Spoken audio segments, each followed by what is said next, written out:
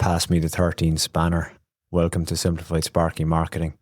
Many of you do not know this, but my background, when I was younger doing my apprenticeship, I used to rip cars apart and put them back together. I just had a severe fascination for cars.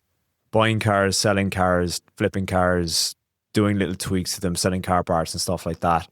So I had to basically market the car while I was selling the car, and it had to be extremely appealing for people to pick up the phone, call me, etc. And this is going back many years ago. But I was thinking about it today because I recently purchased a Raptor, which has been an immense pile of fun. And I've got a secondary car as well. At the moment, I'm tossing up, should I keep it or get rid of it? Space is going to be the issue. So I was thinking about this today about selling vehicles, and it is no different to advertising your electrical business. Now, what I mean by that is, if you're going to sell your car, and let's say, for instance, it's a specific make and model, and you go to sell your car and you just give half-assed photos, the car is still dirty, you put a description in there and you basically state the obvious. It's 2-litre turbo, it's got such and such alloys, it's this colour.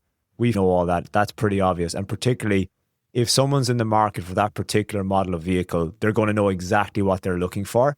But what we want to relay to them is the point of difference, why your car is the car in the range of vehicles that are out there, be it on car sales, Facebook Marketplace, wherever you're advertising your car. What is going to make your car stand out to other vehicles that are listed there as well? For example, if you're a genuine enthusiast, let's just say it's Ford, Holden, whatever car manufacturer you're into. I know there's a lot of heads that listen to this podcast that are diehard vehicle lovers. So let's say, for instance, you're in the market for a specific model. Something you're going to be looking for is obviously the kilometers, stating the kilometers. That's going to be a pretty obvious thing to be listing. But the condition of it, inside out, like taking detailed photos of the vehicle that show the paintwork is immaculate. And if there is any dings or dents, it's about being honest and showing those little dings or dents in your listing so that someone that's genuinely interested in your car doesn't rock up and you hide these little things. They come, they travel a long distance, they come, they look at it and they spot all these little things. They're extremely pissed off, and then you're standing there like an idiot trying to hide these things, even though you knew it was going to come and bite you in the ass. It's stating things like non-smoker owner. So if they are pedantic with the inside and not stinky of smoke, and you state that you're not a smoker and it's all genuine, that is a point of difference. Has the car been garaged? Is this evident when they come and look at your car? Is the paintwork immaculate? Has it been kept undercover? Is this car out in the open? Those little things that basically give the customer the experience before they come and view the car. They already know that you're telling the truth because you've been open and honest about the car, giving detailed amount of photos, etc., so on and so forth. So you're saying, Alan, what the fuck has this got to do with electrical marketing? Electricians do the exact same thing by selling the car incorrectly as they do promoting their electrical business. They give the bland, basic, given details that are the fucking obvious, and they're givens. We'll turn up on time. We're licensed. We're insured. These are all fucking things that people are expecting. They're expectations. They're no way different from anybody else. This is why when I speak about messaging and messaging to your ideal clients and your target that you want to get work from, you have to speak to their pain points and bring them on a journey with you, indicating what kind of work you do, how you can help them in their house, and how you can make their life better by using your services. A lot of people also talk a big game, like saying, for instance, you're Sydney's best electrician. You're making a statement there. You're not in any way, shape or form helping the client. You're making a statement and a presumption. Now, if you've got the reviews to back you up, you might have, 100 reviews, 500 reviews, and you can leverage off the reviews. You can take snippets out of your reviews. You can take quotes from what people have said, and you can say, these are what our reviews say about us, rather than having 0 reviews and claiming to be Sydney's best electrician.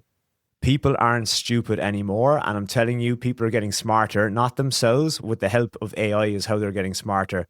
This week alone, on 2 different jobs, I was asked about RCDs.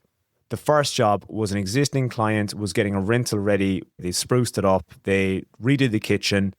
She was adding PowerPoints to it. Whoever was doing the kitchen, the bastards snagged the switchboards. There's a brand new Clipsa switchboard. To be fair, it wasn't chint.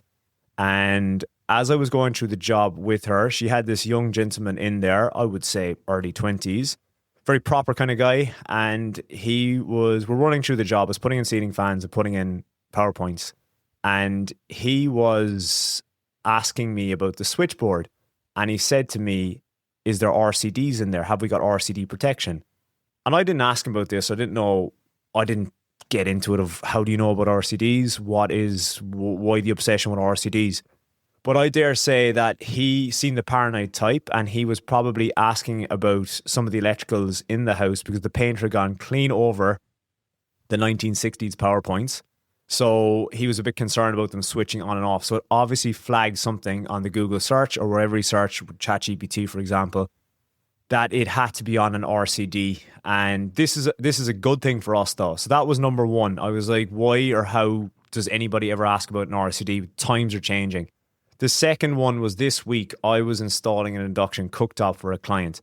Now, I was dealing with that client's husband. I got to the job. She was kind of slightly in the lurch of what was going on. It was in an apartment. I love these jobs. I fucking love them. It was installing an induction cooktop. So I had to thread the feed through the gibrock / back of the cabinet up to the switchboard above the fridge. And there was like a 400mm cavity behind the oven right to the side pillar where the fridge was and the switchboard. So it was an absolute dream of an install. But I was running her through the job and I said to her, I've got to run a new circuit over there as well. And she goes, oh, why? And I should have said, in hindsight, why not? Because I fucking told you, I'm the electrician here. But anyway, I had to explain exactly why I had to run a new circuit because it's 32 amps, so on and so forth, a lot of load. And it was going to be shared with her oven. So that was fine. I did the job and I felt that she was a little bit paranoid about the circuit thing. So when the job was complete, powered up, I actually hooked up their oven as well and placed that on an RCD also as requested by her husband.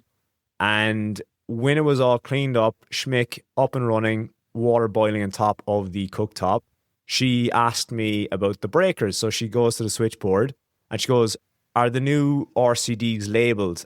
And I was like, yep. And these are on RCDs, are they? And I was like, yep, you can see here, there's a test button, so on and so forth. So I didn't think about this till I was driving back in the van. And I realized that most likely while she was tinkering away on her desktop behind the door I was working on. So I opened up the door to get into the fridge and she was sitting behind that on the opposite side working away. I'm thinking that she was second guessing me installing the new circuit and therefore she found out about RCDs. Now, that could be completely fabricated, but that's what thoughts went on in my head.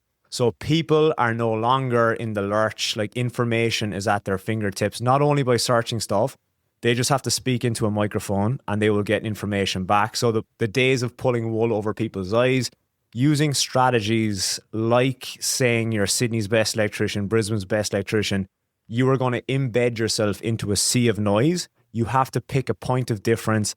Stick to a local area. I'm speaking to a lot of you guys lately via DM or whatnot on Instagram. And a lot of you are Sydney-wide, Brisbane-wide, Australia-wide. Dominate your own local area and start spreading out. You're just going to be far more efficient. Use less fuel. Lose less time. It's tricky to say. And it's just going to be, you're going to build up your local reputation in that area. And if you want to expand, get more vans, get more guys, branch outside of your area. But don't go Sydney-wide. Don't go Brisbane-wide to start with.